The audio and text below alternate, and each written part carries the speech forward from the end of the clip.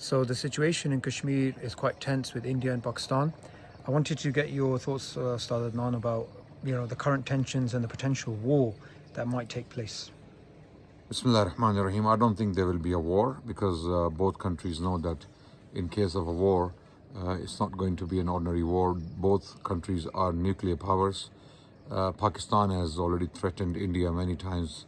If India does not stop threatening Pakistan, they will use the nuclear weapon, and vice versa. India has also made similar statements.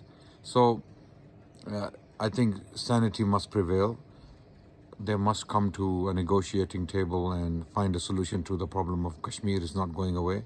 Kashmir is occupied territory like Palestine is. Yes. It is occupied territory.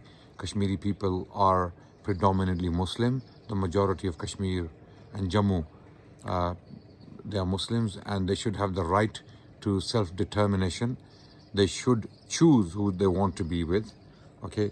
Currently, we see that Kashmiri people are very pro-Pakistan. They want to be with Pakistan. They don't want India to occupy them and brutalize them and kidnap their family members and torture them and kill them. All sorts of things are happening in Kashmir.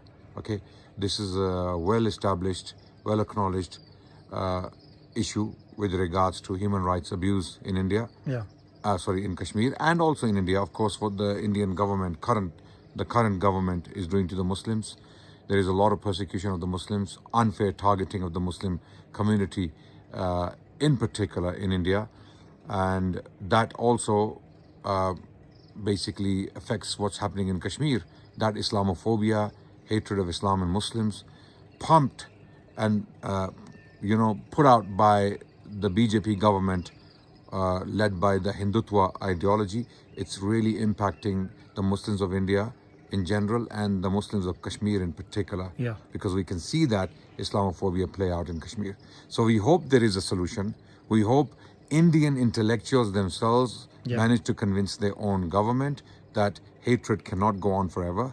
It has a very limited lifespan, but it can be very damaging, albeit for a short time, but it can devastate people and their lives. So we hope that sanity prevails and they can come to terms, both countries.